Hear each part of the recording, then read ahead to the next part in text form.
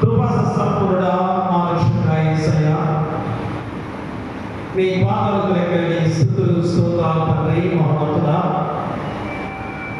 మరి యొక్క గొప్ప సమయముగా ఈ పరిశుద్ధ పండగ ధ్యానంలో 40 రోజుల శిల్వశ్రమ ధ్యానాలుగా 6వ రోజులోకి నడిపిస్తున్నందుకు మీకే వేలాది స్తుతులు స్తోత్రాలు. మరి శ్రమ కాలము ఎందుకు మేము ఏర్పాటు చేస్తున్నదో మీకే తెలుసు తండ్రి. ఎందుకనగా మేము పడవలసిన శ్రమలు, మేము మరణించవలసిన విధానము, మరి ఇవన్నీ కూడా నాయన, మరి మీరు ఒక్కరి మాటలకు ఆ శ్రమల పాలయ్యారు, వేదనాభరితమైన జీవితాన్ని పొందుకున్నారు, మరి శిలువ యాగముగా అర్పించుకొని ఉన్నారు. మరి ఇవన్నీ కూడా అయ్యా మా కొరకు మీరు పడిన శిలువ శ్రమ మరణ వేదనను మేము మరలా గుర్తు చేసుకొని ప్రతి సంవత్సరం కూడా మా జీవితాలు ఎంతవరకు మార్పు చేయించుకొని అయ్యా శిలువ మార్గంలో మేమందరం కూడా మోక్ష మార్గానికి చేరుకోవడానికి, అయ్యా మీ వారసులుగా మేము ఉండటానికి ఎలాంటి సిద్ధపాటు కలిగి జీవిస్తున్నామో పరీక్షించుకునే గొప్ప కాలమే ఈ లెంట్ ధ్యానాలు. కాబట్టి పవిత్రమైన దినాలు అయ్యా మా యొక్క పాప జీవితాన్ని ప్రాయశ్చిత్తం చేసుకొని పరిశుద్ధమైన మార్గంలో నడవడానికి మీ కృప మరొకసారి బిడ్డ మీద దయచేయండి. ఎవరు కూడా శ్రద్ధ నిర్లక్ష్యం చేయకుండా ఈ 40 రోజులు కూడా ఒక దీక్షగా ప్రతి బిడ్డ కూడా మీ పాద సన్నిధికి రావడమే ఒక దీక్ష. కాబట్టి ఒక్క రోజు కూడా అనుకోకుండా నేను దేవుని సన్నిధికి వెళ్ళాలి అనే గొప్ప దీక్షతో వీళ్ళందరూ కూడా నడిపించడం మేము ప్రార్థన చేస్తున్నాం. మరి మీ దివ్యమైన జీవవాకుల చేత హృదయాలు మార్చబడి ప్రతి ఒక్కరు కూడా ఆ పవిత్రమైన పరిశుద్ధమైన జీవితాలతో ముందుకు కొనసాగే బాధ్యతలో ప్రతి ఒక్కరిని నడిపించమని ప్రతి యొక్క కుడి ఎంత కూడా మీరే తోడుగా ఉండి ఆలోచనలో మీరే కావుదల కాయమని నీ కుమారుడు మానవుల పైన యేసుక్రీస్తు ద్వారా వేడుకుంటున్నాము తండ్రి. ఆమేన్. ఎంతో హర్షమే క్రీస్తు యేసు కార్యము హర్షమే, ఎంతో హర్షమే హర్షమే తండ్రి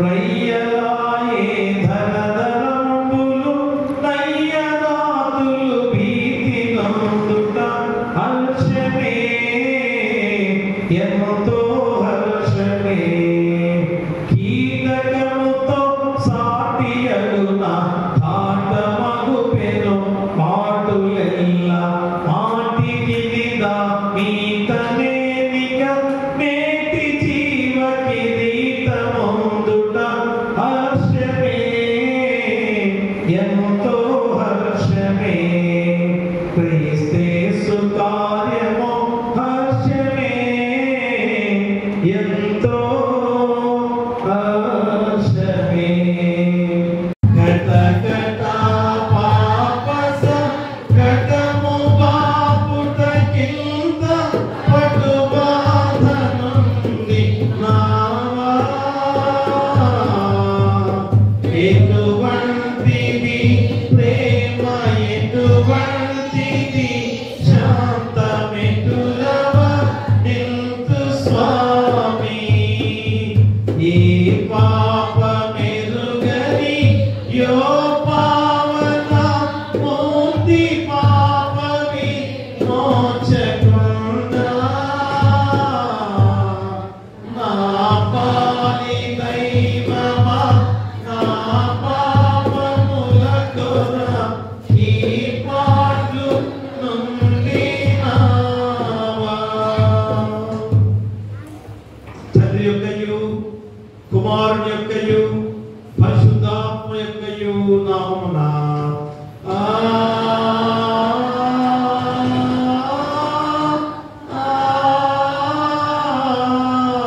ఆమేన్.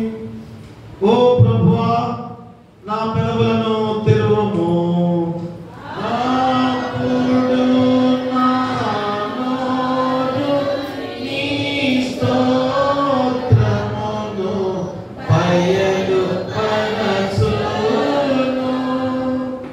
ఓ దేవా నన్ను విడిపించుటకు త్వరగా రమ్ము.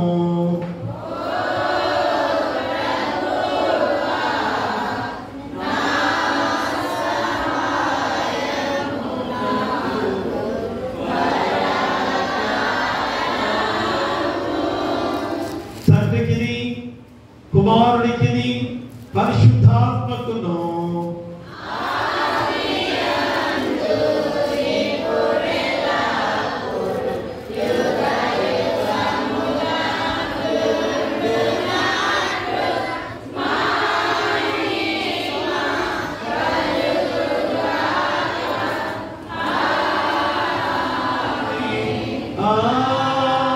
ఆమేన్. ఆమేన్. ఉత్తరవచ్చుతురాలుగా కీర్తన గ్రంథము 30వ అధ్యాయాన్ని ఉత్తరవచ్చుతురాలుగా మన మధ్యలో వేణిద సోని గారు వచ్చి ఉత్తరవచ్చుతురాలు చదవలసిందిగా కోరి ప్రార్థిస్తున్నాం.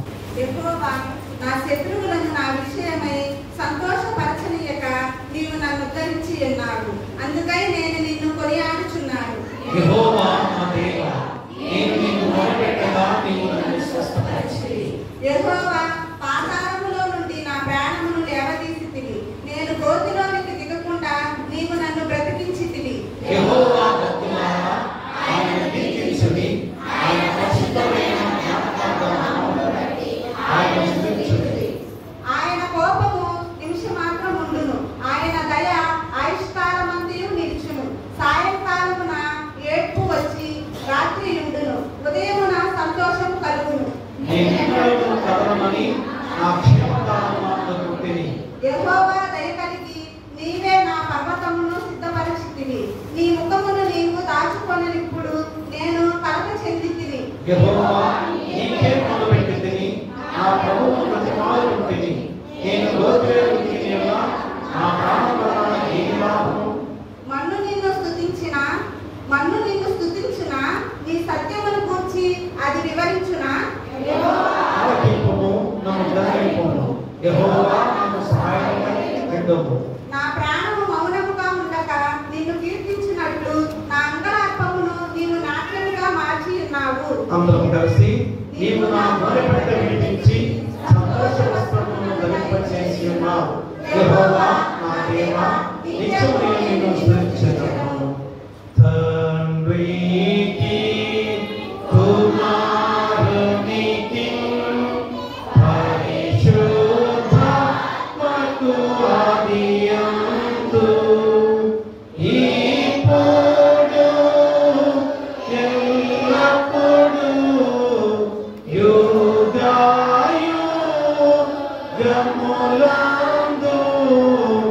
ఉండునట్లు మహిమా కలుగును గాక.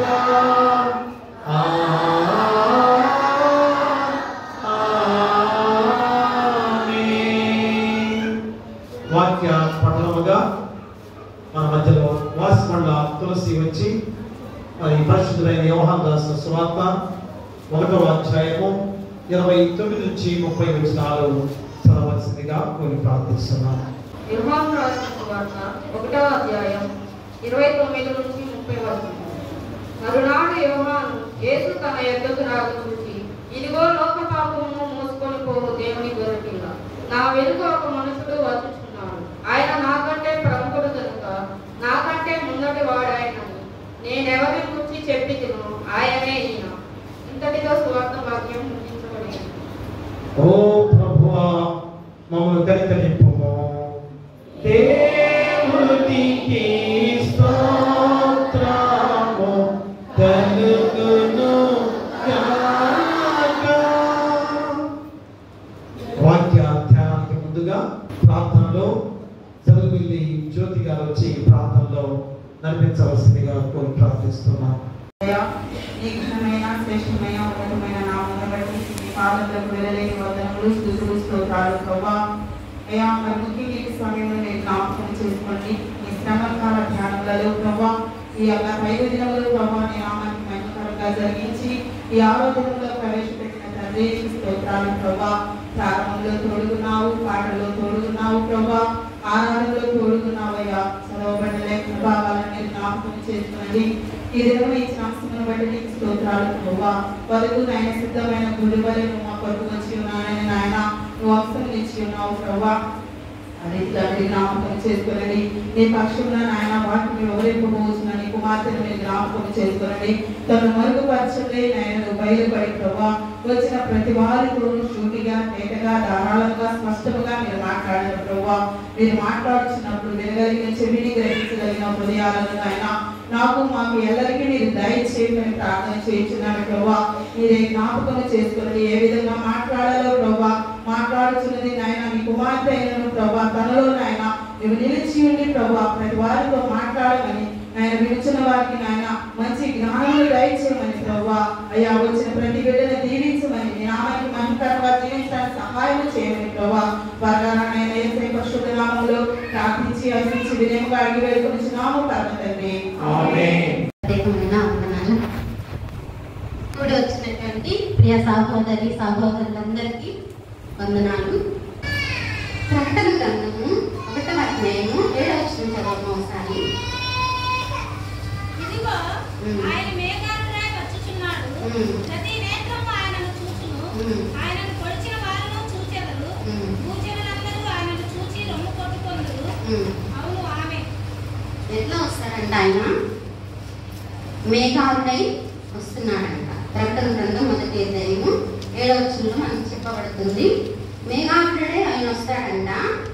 ఎవరెవరు ఆయన్ని చూస్తారంట? యోహాను రాసిన ప్రకటన గ్రంథము 1వ అధ్యాయము 7వ వచనము. ఇదిగో ఆయన మేఘాలుడై వచ్చుచున్నాడు, ప్రతి నేత్రము ఆయనను చూచును, ఆయనను పొడిచిన వారును చూచెదరు, భూజనులందరూ ఆయనను చూచి రొమ్ము కొట్టుకొందురు. ఆమేన్. అంటే ఎట్లాగా ఆయన చనిపోయి 3వ రోజున ఆరోహణమై లేచారో అలాగేనంట భూమి మీదకి ఇంకోసారి రాబోతున్నాడు అనమాట. ఎట్లా రాబోతున్నాడంట?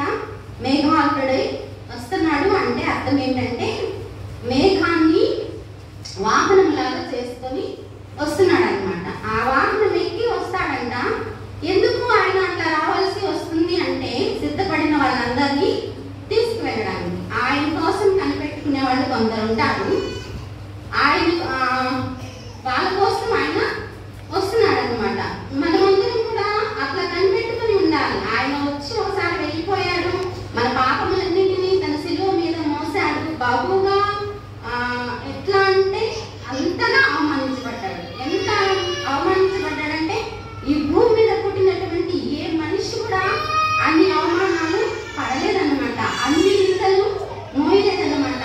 ఇంకా మనం వాక్యంలో గమనిస్తే ఆయన ఎంతో సుందరుడంట, ఆయన సుకుమారుడంట, ఆయన దేహము ఎంతో మృదువుగా ఉంటుందంట.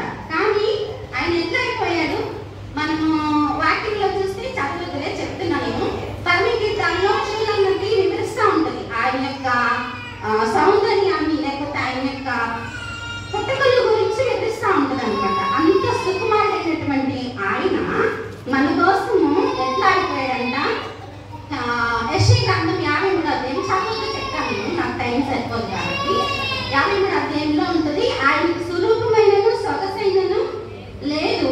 ఆయన ఎంతగా మీరు తర్వాత చదువుకోండి. ఆ ఎంటడేస్ లో ప్రతి ఒక్కరు ఆ వాక్యం చదువుకోవడం చాలా ఇంపార్టెంట్ అనమాట. ఎందుకంటే మన కోసము అంత ఎట్లా చెప్పాలి, 10,000లో అతి సుందరుడైనటువంటి ఆయన కేవలం మన కోసము ఎట్లా అయిపోయాడంట?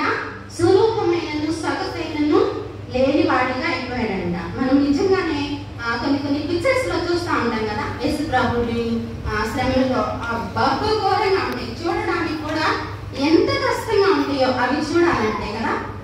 అట్లా అయిపోయాడంట ఆయన. అయితే ఎందుకు అలా అయిపోయాడంటే మనం అనుకుంటాము ఈ లోకంలో మన పాపాలను క్షమించడం కోసం ఓన్లీ మనకి లోకం అనుకుంటే మనకి కాదులే, కానీ గబుక్కున అలాంటి ఆలోచన మనకు వస్తుంది అనమాట. కానీ అంతటితో మనము పునః పెట్టకూడదు. మనము దేనికి సిద్ధపాటు కలిగి ఉండాలంటే ఆయన రెండవ రాకడికి మనము సిద్ధపాటు కలిగి ఉండాలన్నమాట. గలతీ పత్రిక 3:13 చదవము ఒకసారి. చదవండి. ఆత్మను గుర్చిన వాగ్దానము విశ్వాసం వలన మనకు లభించినట్లు అబ్రహాము పొందిన ఆశీర్వచనము క్రీస్తు యేసు ద్వారా అన్యజనులకు కలుగుటకై క్రీస్తు మన కోసము శాపమై మనలను ధర్మశాస్త్రం యొక్క శాపము నుండి విమోచించెను. ఏంటంట? ఆత్మను గుర్చిన వాగ్దానము.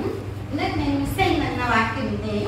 ఆత్మను గుర్చిన వాగ్దానము విశ్వాసం వలన మనకు లభించినట్లు అబ్రహాము పొందిన ఆశీర్వచనము క్రీస్తు యేసు ద్వారా అన్ని జనులకు కలుగుటకై క్రీస్తు మన కోసము శాపమై మనలను ధర్మశాస్త్రం యొక్క శాపము నుండి విమోచించాను. దేనిని గుర్చిన వాగ్దానం అంటే ఇది ఆత్మను గుర్చినటువంటి వాగ్దానము.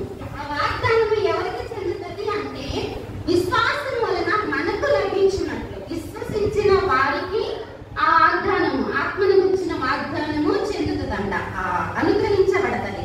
అబ్రహాము పొందిన ఆశీర్వచనము క్రీస్తు యేసు ద్వారా అన్ని జనులకు కలుగుటకై. అంటే బైబిల్ ప్రకారం చూస్తే మనము కూడా అన్ని జనులమే. వాక్యానుసారంగా మనం గమనిస్తే మన దేశము అన్యుల దేశము, మనము కూడా అన్యుల కిందే లెక్క అన్నమాట. కానీ మనలను కూడా ఆయన యొక్క పిల్లలుగా చేసుకోవడానికి మన మీద ఉన్నటువంటి శాపాన్ని ఆయన కొట్టివేయడానికంట ఏమైపోయాడంట? మన కోసము శాపమై మనలను ధర్మశాస్త్రం యొక్క శాపము నుండి విమోచించాడంట. ఇందును గురించి మ్రాను మీద వేలాడిన ప్రతి వాడును శాపగ్రస్తుడని రాయబడి ఉన్నది. మన శాపములను కొట్టివేయడానికంట ఆయన శాపగ్రస్తుడుగా మారిపోయాడు అనమాట. మనము ఎంతగా ఈ ఆరాధనలో పాల్గొంటా, ఎంతగా దేవుని యొక్క వాక్యాలను ధ్యానిస్తా, ఎంతగా దేవునికి దగ్గరగా వస్తాం కదా. నేను అంటాను, ఈ 40 రోజులు మనము దేవునికి దూరంగా ఉన్న వాళ్ళు దగ్గర అవడానికి దేవుడు కలుగు చేసినటువంటి అవకాశం. ఇంకో మాట అంటే ఏంటంటే, దగ్గరగా ఉన్నవాళ్ళు, ఆల్రెడీ దేవునికి దగ్గరగా ఉన్నవాళ్ళు ఇంకొంచెం దగ్గర అవడానికి అవకాశం అన్నమాట. అంటే ఈ 2 అవకాశాలు కూడా మనం పోగొట్టుకుంటే మన ఆత్మ ఇంకెవ్వరు ఆయన చేయవలసింది చేసేసాడు, వెళ్ళిపోయాడు. మన ఆత్మను కాపాడటానికి ఆయన ఎంత చేయగలదో. నిజంగా ఒక్కరు చేసిన తప్పుకి లోకం మొత్తాన్ని మీదకి తొలగించడానికి దేవుని కుమారుడు భూమి మీదకి రావడం ఏంటంటే ఆయన మహిమను విడిచిపెట్టి, ఇంకో లెక్కలో మనం చెప్పాలంటే అప్పుడు ఆది కాలంలో అమ్మమ్మ గారు చేసినటువంటి తప్పుకి మనం 2 కోల్పోయాం. ఒకటి, ఆ 2 కూడా ఏంటంటే ఆత్మకు సంబంధించింది కోల్పోయాం. మనం ఒకటి రక్షణను కోల్పోయాము, రెండవది మహిమను కోల్పోయాం అన్నమాట.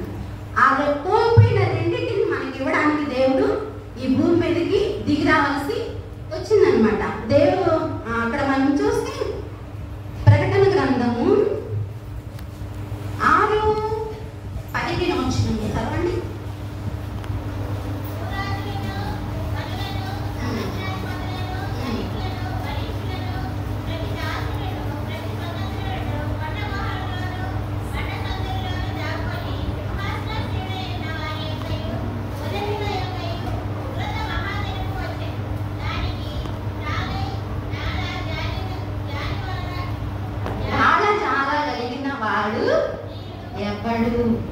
ఎవడు గొర్రెపిల్ల యొక్క ఉగ్రత మహాదినము వచ్చిందంట. దానికి తాళగలిగిన వాడు ఎవడు అంటున్నాడు. అంటుంది ఫస్ట్ స్టార్టింగ్ లో అంటాడు చూడండి, ఏమంటున్నాడు? భూరాజులైనను, ఇంకెవరెవరంట చదువు ఒకసారి. భూరాజులైనను, గనులు, సహస్రాధిపతులు అంటే 100 మంది మీద అధికారం. భూరాజులు అంటే భూమిని పరిపాలించేటువంటి రాజులు. గనులంట ఇంకా ఎవరు? ధనికులు, ధనవంతులు, ఐశ్వర్యవంతులు, ఇంకా బలిష్ఠులు, అంత బలంగా ఉన్నటువంటి వాడు, అన్ని విషయాల్లో బాగా బలంగా ఆరోగ్యంగా ఉన్నటువంటి వాళ్ళు. ఇంకా ఎవరు? ప్రతిదాసులు. అంటే ఎవరైనా కానంట ఆయన రాకడ వచ్చినప్పుడు తట్టుకోలేరంట ఎవరు కూడా. అంటే ఒకసారి వచ్చేసాడు సైలెంట్ గా తన కార్యాన్ని తగ్గించుకొని, ఎంతగా తగ్గించుకొని తన కార్యాన్ని చేసేసి వెళ్ళిపోయాడు. రెండోసారి రాబోతున్నాడంట.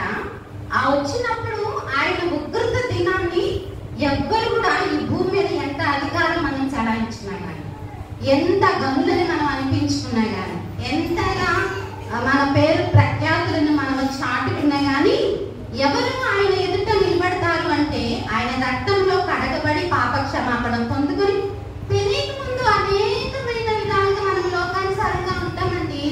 దేవుడు అంటే తెలిసిన తర్వాత ఆయన అసలుకి మన కోసం ఏం చేశాడు, మనం ఆయన కోసం ఏం చేయాలనేది తెలిసిన తర్వాత మళ్ళా లోకం వైపు చూడకూడదు. అందుకే పేతురు గారు రాసిన పత్రికలో రెఫరెన్స్ చెప్పండి, చదవద్దు అంటాడు. ఒకసారి వెలిగింపబడి పరసంబంధమైన వరములలో పాలు పొందిన తరువాత అంట ఈ లోకంలో పడిపోతే దేనితో పోలుస్తాడంటే కట్టిన దానికి మరలా తిరిగేటువంటి కుక్కతో పోలుస్తాడనమాట. ఆత్మీయ జీవితాన్ని ప్రారంభించేసి మనం ఆత్మీయ జీవితంలో చాలా మట్టుకు దగ్గరగా దేవునికి దగ్గరగా వెళ్ళిపోయి మరలా వెనక్కి వెళ్ళిపోతే, నేను ఒక్కదాన్ని అనేది కాదు, చాలా మంది అనేది ఏంటి, ఈ 40 రోజులు అయిపోగానే 40 రోజులు మాత్రం సిన్సియర్ గా భక్తి చేస్తాం కదా. ఎవరిని విమర్శించాలని కాదండి, ఒకప్పుడు అంటే తెలియనప్పుడు మనం అలా చేసిన వాళ్ళమే కదా. 40 రోజులు నేను ఇస్తా, 40 రోజులు జాగ్రత్తగా భక్తిగా ఉండడం అనమాట. తగ్గించుకొని ఉండడం కానీ, తినే విషయంలో కానీ, అన్ని విషయాల్లో తగ్గించుకొని 40 రోజులైనా 100 మంది దేవుడు. మనము దేవుని గురించి తెలిసిన తర్వాత ప్రతి విషయంలో కూడా మనము తగ్గించుకొనే ఉండాలంట. అందుకే అక్కడ అంటాడు కొలస్సీలకు రాసిన పత్రిక 3వ అధ్యాయము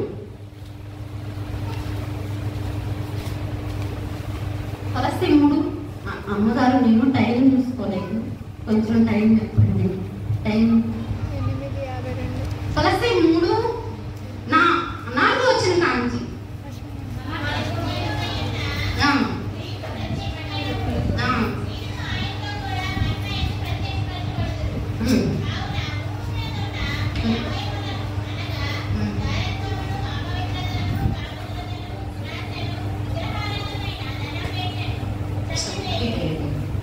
వాటి వలన దేవుని ఉగ్రత అవిధేయుల మీదకి వచ్చును. పూర్వము వారి మధ్య జీవించినప్పుడు మీరు వీటిని అనుసరించి నడుచుకుంటురి. ఇప్పుడైతే మీరు కోపము, ఆగ్రహము,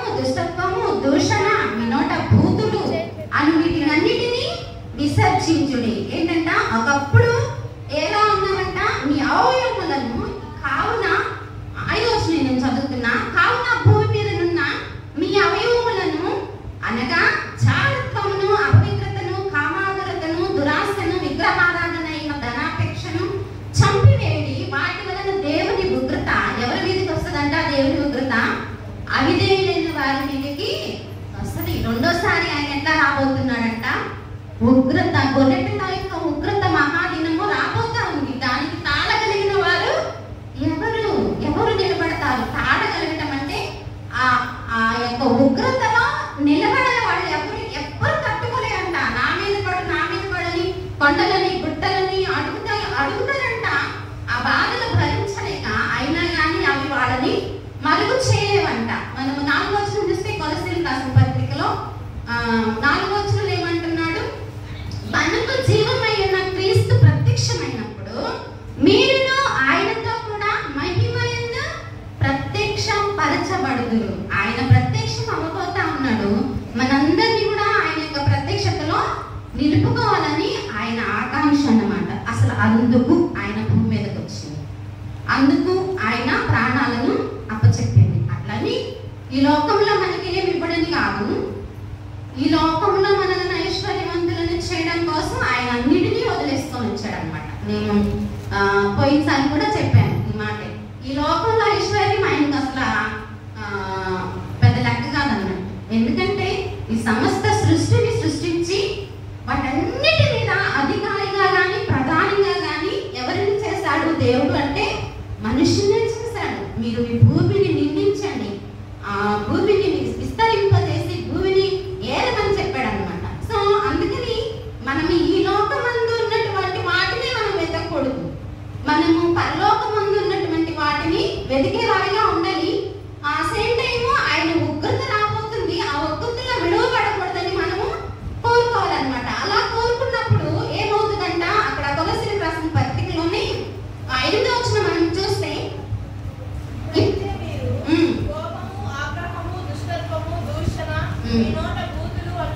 వీటన్నిటిని విసర్జించాలి. అంటే వీటిని మనం విడిచిపెట్టాలి. ఇప్పుడైతే మీరు ప్రజెంట్ ఇప్పటి నుంచి ఈ లెంట్ డేస్ జరుపుకుంటున్నటువంటి ఇప్పటి నుంచి అయినా సరే, ఇంతకు ముందు నువ్వు కోపంతో ఉండే ఆమెవా ఆయనవా అయితే నెక్స్ట్ నుంచి నువ్వేం చేయాలంట? కోపంతో ఉండకూడదంట. ఆగ్రహము విడిచిపెట్టేసేయాలంట. దుష్టత్వమును, దూషణ మాటలు నోటి అంటే ఎవరైనా దూషణ మాటలు అంటే ఏంటంటే వేరే వాళ్ళని తిట్టడం అనమాట.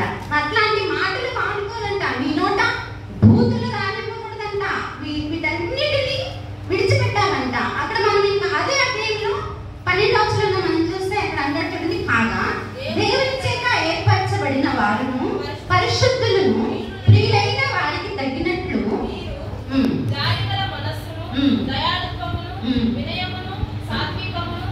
దీర్ఘశాంతమును ధరించుకొనుడి.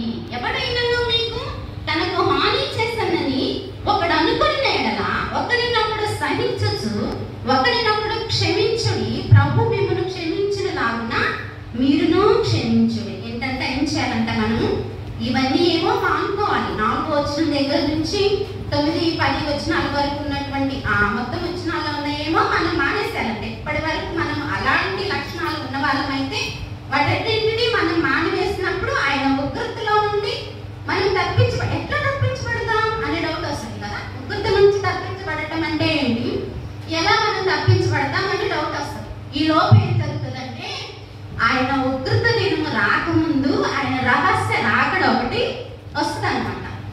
రహస్య రాకడలో ఎత్తబడితే ఆ రహస్య రాకడలో ఎత్తబడిన వాళ్ళకేమో 7 సంవత్సరాలు మధ్యాకాశంలో విందు జరుగుతారు. విడువబడిన వాళ్ళకి ఉగ్రత దినాన్ని తాళగలిగిన వాళ్ళు ఎవరు అని అంటే అర్థం ఏంటంటే ఆ విడువబడిన వాళ్ళు ఉగ్రతకు పాత్రలు అనమాట. ఆ 7 సంవత్సరాలు జరిగేటువంటి ఆ హింస, ఆయన ఆ కష్టం అంట ఎవరు వర్ణించలేము. అందుకని మనం ఈ లోపే ఎత్తబడే సంఘంలో ఉండాలని మనం ప్రార్థన చేసుకోవాలన్నమాట. అదే కాకుండా సిద్ధపాటు కలిగి మనము ఉండాలని లేఖనాలు మనకు చెప్తా ఉన్నాయి. అంతే. అదే సిద్ధపడి ఉండటం అంటే ఏంటంటే మీరు జాలి కలిగిన మనసు ధరించుకోవాలి. అక్కడ స్టార్టింగ్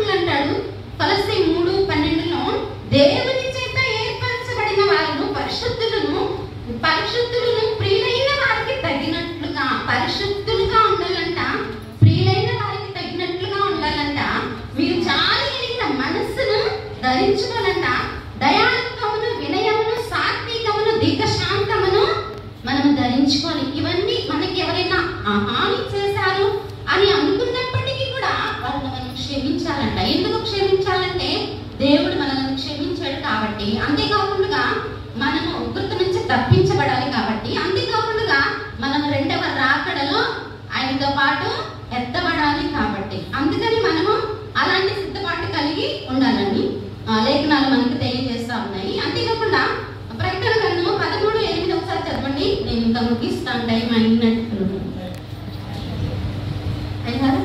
అయిపోయిందా అని చెప్పేస్తాను. ప్రకటన గ్రంథము 13:8.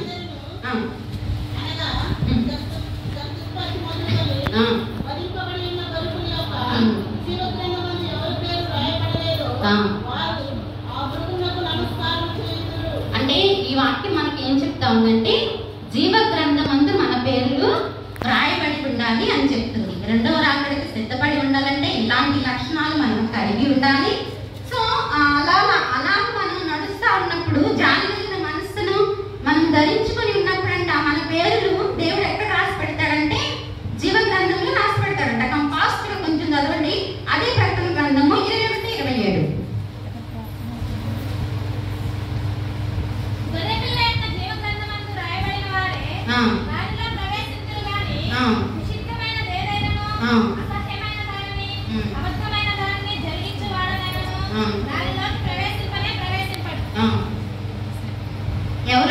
ఎవరు ప్రవేశిస్తారంట?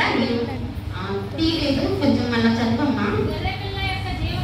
గొర్రె పిల్ల యొక్క జీవ గ్రంథము, ఆ జీవ గ్రంథంలో పేర్లు రాయబడినటువంటి వాళ్ళే ఆ లోకంలో ప్రవేశిస్తారు. నాకు ఆశ అన్నమాట. అంటే దేవుడు చెప్పినటువంటి ప్రతి లేఖనాలు నెరవేర్చబడ్డాయి. ఇంతవరకు మనకి తెలుస్తుంది. నాకే అలా అనిపిస్తా ఉంటుంది, మీకు అర్థం కాకపోవచ్చు. ఏమనిపిస్తుంటే మనకి ఈ లోకంలో ఉన్న జీవిస్తున్నటువంటి ఇదే మనకి గుర్తుంటా ఉంటుంది. అసలు మనం ఇంకా బాగా తెలుసుకోవాలి, డీప్ గా తెలుసుకోవాల్సింది ఏంటంటే అసలు పరలోక రాజ్యం ఒకటి ఉందని,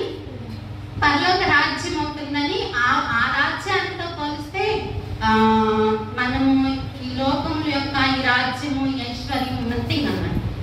నాకు అది ఆశ, పరలోక రాజ్యాన్ని గురించి చెప్పాలి ఒకసారి, అందులో ఉన్నటువంటి దేవుని యొక్క మహిమను గురించి చెప్పాలని ఆశ. కానీ అంశాలు వేరువేరుగా వస్తాయి.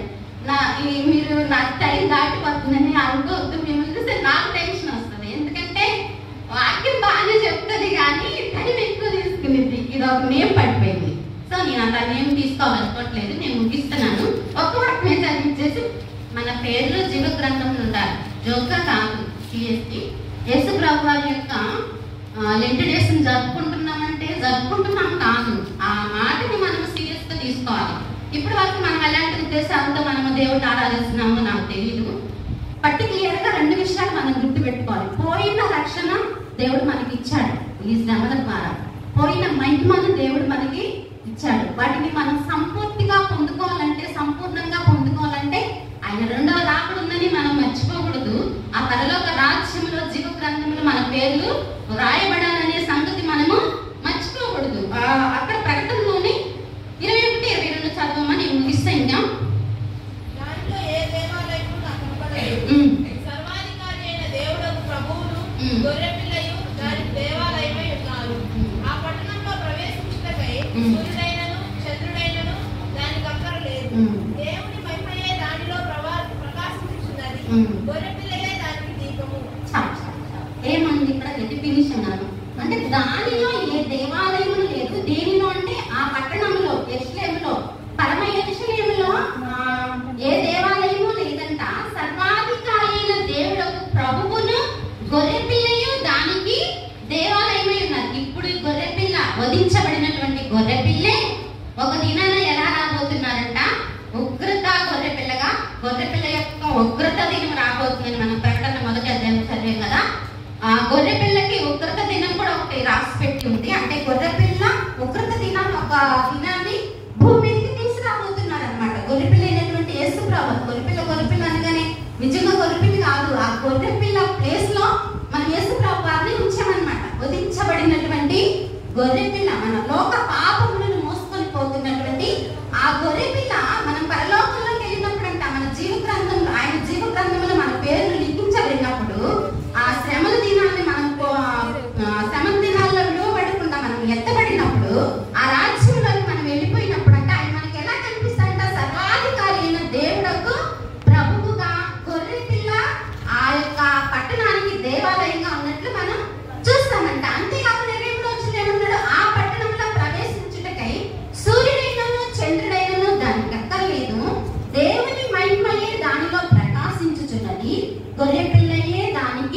దీపము, గొర్రెపిల్లే దీపంగా ఉన్నాడు. మన కోసం సమస్తం చేసింది కాక పరలోక రాజ్యాన్ని కూడా అక్కడ కూడా గొర్రెపిల్ల. కానీ ఇంకా గొర్రెపిల్ల గురించి చెప్పుకోవాలంటే మనకి అసలు టైం ఇప్పటికే అయిపోయింది.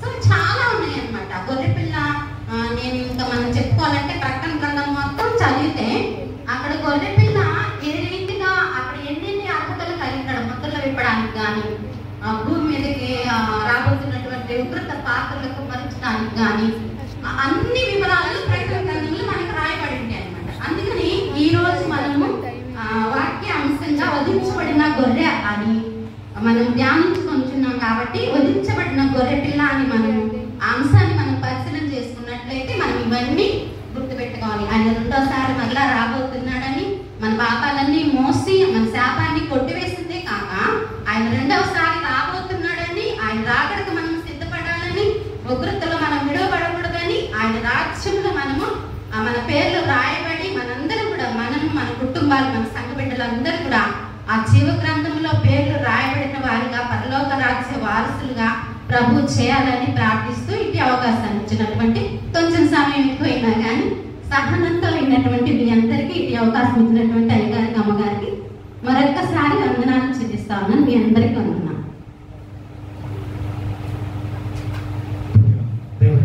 మరి ఈ యొక్క వాక్యము ఆదికాండం మొదలుకొని ప్రకటన గ్రంథము రాబోయే రెండవ రాకడగా దేవుని దర్శనం ద్వారా మనందరం కూడా ఆ గొర్రె పిల్ల యొక్క మాటలు దేవుని గ్రంథంలో, జీవ గ్రంథంలో మరి ఎన్నిసార్లు యేసుక్రీస్తు వారిని ఆదికాండం మొదలుకొని గొర్రె పిల్లగా పోల్చి మన గుర్తు చేసిన గొప్ప సందర్భం.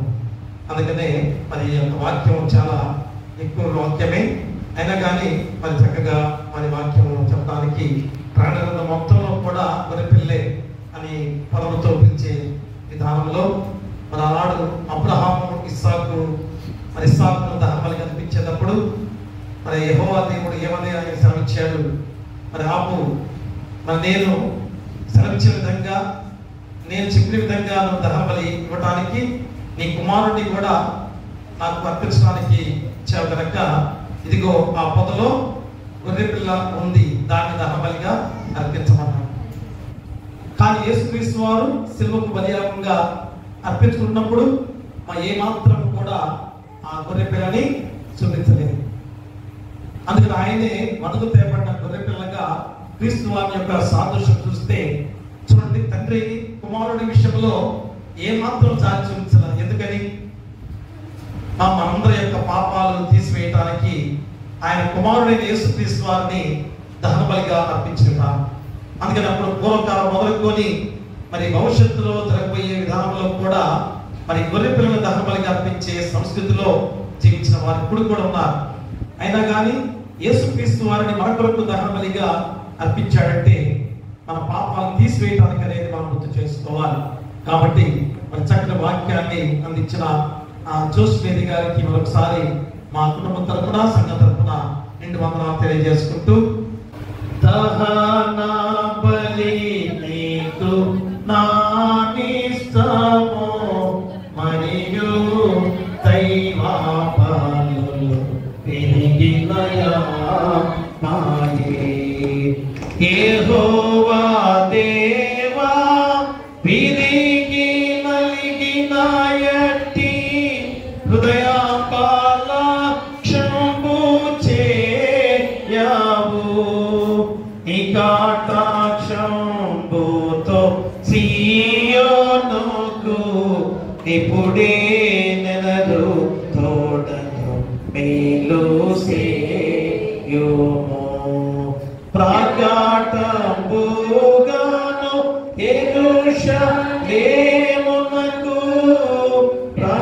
ప్రాకారములను కట్టింపుము అంతటా నీతి యుక్తములు పలులు యాగములు సర్వగోమాము ఎంతో ఇష్టంబు బలిపీఠము మీద ఎన్నో కోడెల జనుల పిల్తురు దహన నీకు నా నిష్టము మరియు దైవ పాలనలో పెరిగిన ఆత్మయే. ప్రార్థన చేస్తుందా? మహాగణుడా, మహాపరిశుద్ధుడా, మా మిక్కిలి ప్రియ పరలోకపు తండ్రి, పరిశుద్ధుడవగు దేవా, పరమండలమందు ఆశీనుడవగు దేవా, మీకే వేలాది స్తుతులు స్తోత్రాలు. అయ్యా, మనకు గొప్ప సమయముగా ఈ 40 రోజుల పండ్ల కాల ధ్యానములలో మమ్మల్ని నడిపిస్తూ ఈరోజు 6వ రోజులోకి నడిపించినందుకు మీకే వేలాది స్తుతులు స్తోత్రాలు. అయ్యా, మనకు గొప్ప అంశముగా వదకు తేబడిన గొర్రె అనే అంశాన్ని ఈరోజు మాకు గుర్తు చేస్తున్నారు. ఎందుకనగా అనాది కాలము, ఆది కాలం నుంచి కూడా ఆయా ఆది కాండము గ్రంథములో ఉండి కూడా ఆయా నాడు తల్లి మొట్టమొదటిగా మరి గొర్రె పిల్లలు ఎలాగా దహనబలిగా అర్పించుకునే విధానాలు, అయా మీరు తల్లి ఆయన పాప పరిహారార్థబలిగా అర్పించుకునే విధానాలు. అయ్యా, కాబట్టి అలాంటి గొర్రె పిల్లను వధించిన విధానాల్లో అయ్యా మా పాపం పరిహరించబడుతుంది అని అయ్యా మేమందరూ కూడా విశ్వసించేవారు.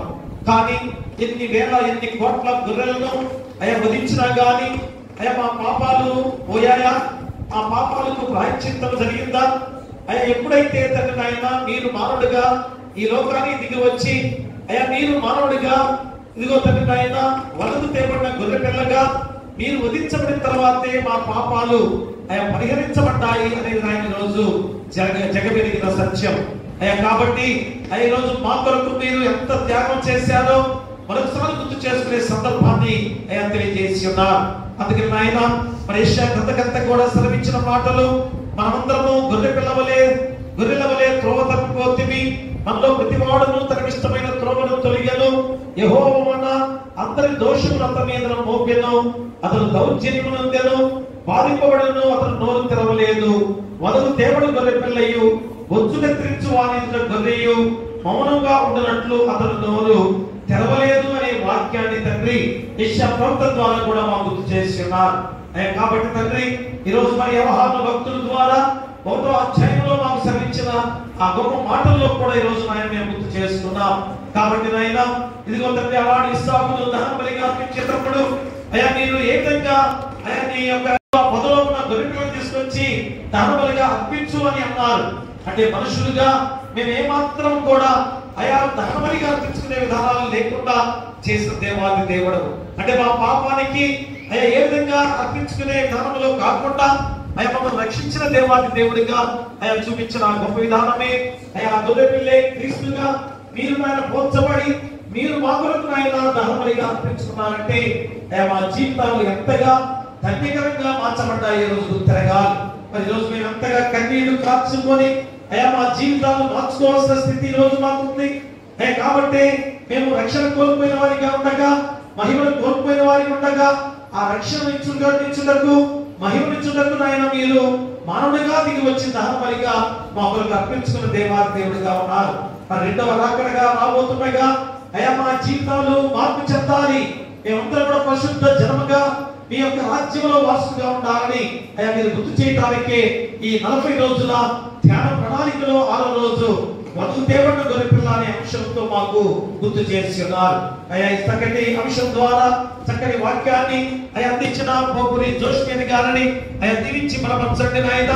అయ్యా ఎంతో చక్కగా వాక్యాన్ని సిద్ధపడిన విధానం చూస్తే అయ్యా దేవుని మహిమను అయ్యా దేవుని రక్షణను చెప్పాలి, పరలోక రాజ్యం మహిమ గురించి కూడా నేను చెప్పాలనే ఆశ నాకు ఎంతో ఉందని ఆ గొప్ప మాటలు తండ్రి బిడ్డల హృదయంలో వచ్చి తెలుగుపిగిన గొప్ప విధానం.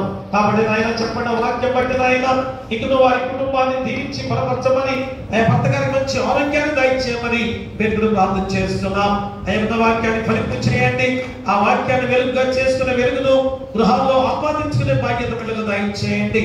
అయినా వచ్చిన వారిని బట్టి రాని వారిని బట్టి వృద్ధాప్యులు ఉన్నవారు, నడివేసి ఉన్నవారు, ఎవరు ప్రయాణిస్తున్నవారు, చిన్న బిడ్డలు, కుష్ఠరోగులు, అనాథలు, అభాగ్యులు, గర్భిణీ శిశువు దయచేయండి. బాలింతలు తల్లి బిడ్డలు క్షేమంగా ఉంచండి. పిల్లలు లేని వారి బిడ్డలు దయచేయండి. వివాహాలు కాని వారికి వివాహాలు చేయండి. గృహాలు లేని వారికి గృహాలు దయచేయండి. ఉద్యోగాలు దయచేయండి. ఆర్థికంగా ఇబ్బంది పడుతున్న వారికి ఆర్థికంగా సాయం చేయమని మేము ప్రార్థన చేస్తున్నాం. అలాగే అనారోగ్యంతో బాధపడుతూ సంఘంలో గాని, గ్రామంలో గాని, హాస్పిటల్లో గాని ఎవరైతే ఉన్నారో మా సంఘంలో ఎంతో మంది అనారోగ్యంగా ఉన్న వారిని ఆయన తుట్టి గాయమైన బిడ్డలని, వెనుపూస గాయమైన బిడ్డలని, గుండె ఆపరేషన్ జరిగిన బిడ్డలను, పక్షవాయుతో అయినా చర్మ వ్యాధితో బాధపడుతున్న బిడ్డలని, వేరే వేరే జబ్బులతో బాధపడుతున్న ప్రతి వారిని కూడా యేసు నామములో గద్దించిన ఆయన మీ హస్తాలతో తాకి పుట్టి స్వస్థపరచమని వేడుకుని ప్రార్థన చేస్తున్నాం.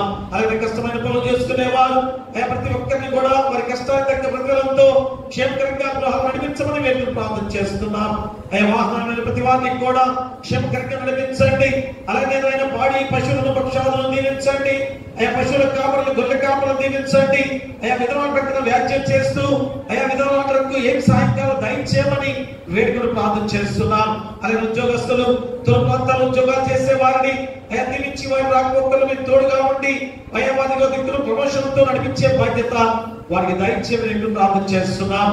చదువుకునే బిడ్డల విషయంలో ఇంటర్మీడియట్ ఎగ్జామ్స్ రాస్తున్నారు. వారికి మంచి మార్కులతో విజయం సాధించుకునే బాధ్యత దయచేయండి. అలాగే 10th క్లాస్ ఎగ్జామ్స్ కూడా రాబోతున్నాయి. వేరే వేరే ఎగ్జామ్స్ కూడా రాబోతుండగా ప్రతి ఒక్కరు కూడా మంచి విజయాలతో నడిచిన మంచి ఉద్యోగాలు స్థిరపడే బాధ్యత దయచేయండి. ఎండ దెబ్బ తగలకుండా మీరే తోడుగా ఉండి నడిపించమని వేడుకుని ప్రార్థన చేస్తున్నాం. ఇక వ్యవసాయదారులను వ్యాపారస్తులను దీవించి తండ్రి లాభదాయకంగా నడిచి వారి కుటుంబాన్ని పోషించుకునే బాధ్యత వారికి దయచేయండి.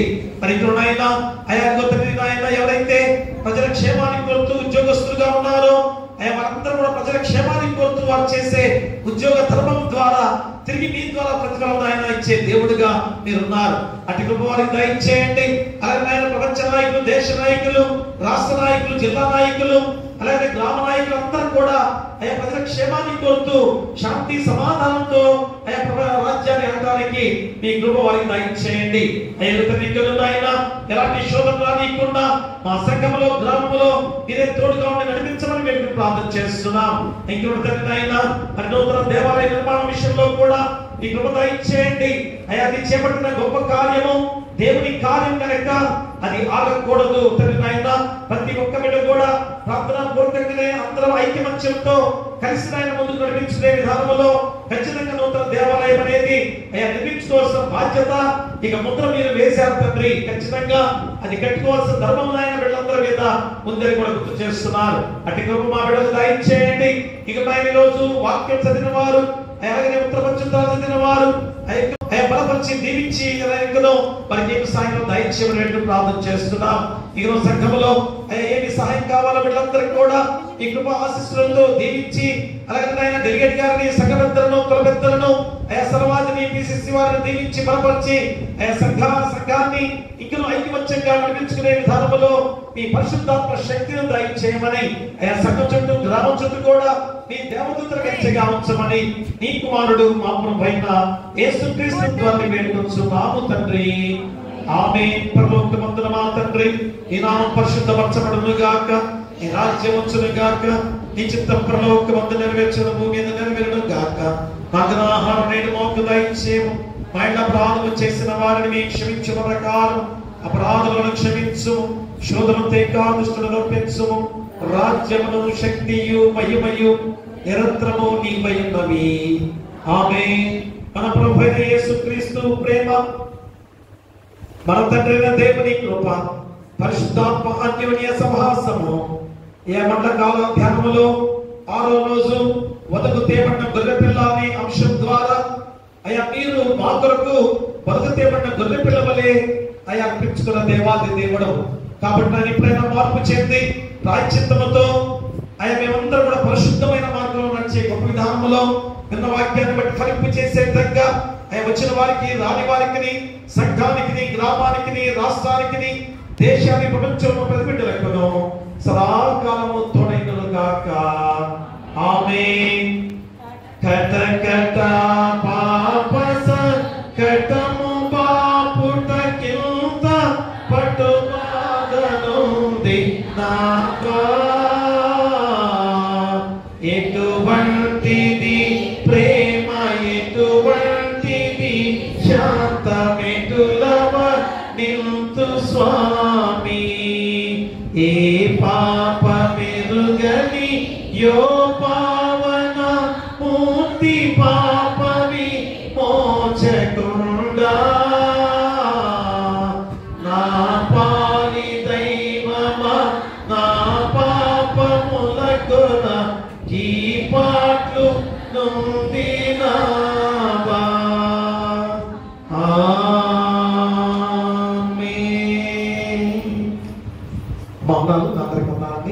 God bless you.